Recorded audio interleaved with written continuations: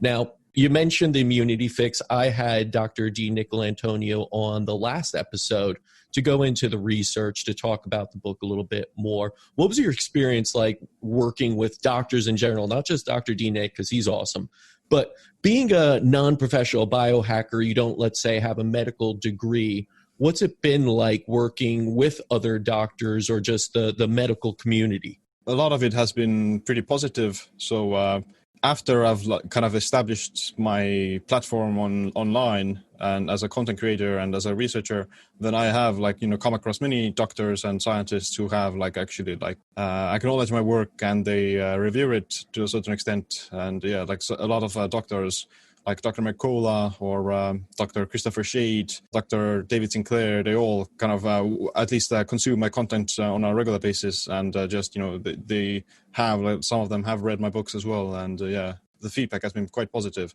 But I'm sure I think I just haven't come across these negative doctors who may be skeptical or who may be very critical about biohacking. I haven't come across them personally, but I'm pretty sure that they're out there. Oh, I'm sure they're out there, because I've been in medicine my whole life. My father's a doctor. I've traveled the world, been around doctors trained doctors, created a whole company to help doctors, really. And of course, the ones that come to you are the ones that are interested. And it's wonderful to hear that more and more, like Mercole Sinclair, Christopher Shea, all of these guys that are kind of pushing the boundaries are coming to you and embracing you. But conventional medicine still is the mainstay in the majority. And a lot of doctors there, of course, put down anything that's outside of just what they learned in medical school. Do you find it's difficult for people who may embrace a conventional mindset to then accept biohacking? Have you run across that? So let's get outside of the doctors, because it seems you've had favorable encounters with them. But what about the general public? Do you find some kind of resistance when you put it out? Or is it mostly people coming to you for that and not giving any negativity about biohacking?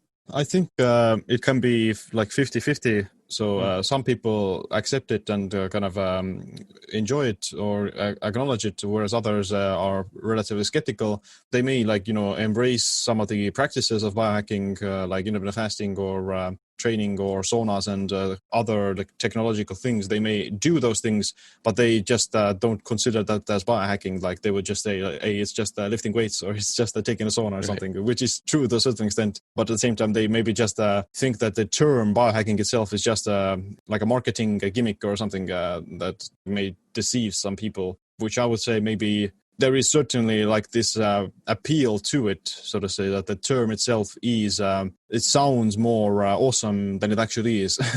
But I think it's actually a good thing, because, even as a doctor, even as a health practitioner, you have to kind of also brand yourself to a certain extent of how do you learn how to actually convey your messages to other people better so that they will understand it.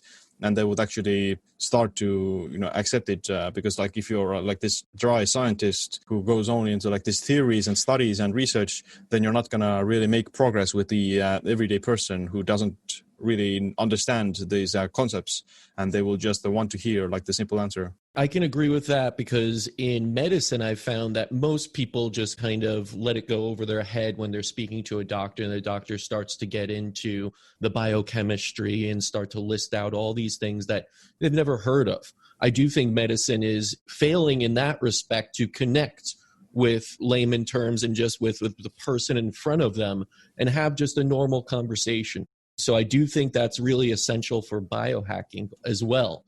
Now, do you find that biohacking has a place in medicine, or it should be more involved in medicine and with reversal of disease? I think so. Yeah, definitely. Let's say customizing your diet or lifestyle based upon your genetics is biohacking, and it's definitely something that I think everyone should do, at least to a certain extent. You don't necessarily have to follow it to a T, but you do have to consider some of genetic abnormalities or differences for sure. And there's not a single, let's say, diet or a single workout routine that is going to be applicable to everyone. So you always have to kind of customize it to the individual. Even using these different technological gadgets on an everyday setting is also very easy and very effective, measuring your sleep. Because as a doctor, you shouldn't just look at like the biomarkers or something, or like tell them what kind of foods to eat and what kind of foods to avoid. You should also be curious about their other lifestyle habits, like how much do they sleep, how do they exercise,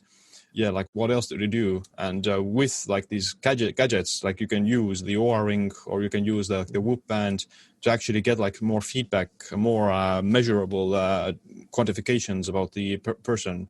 Because like people, they don't really know, like they don't pay attention to those things, and they're not really aware either about like how well do they actually sleep. Like they may say that they sleep well, but in reality they sleep only like maybe 4 hours.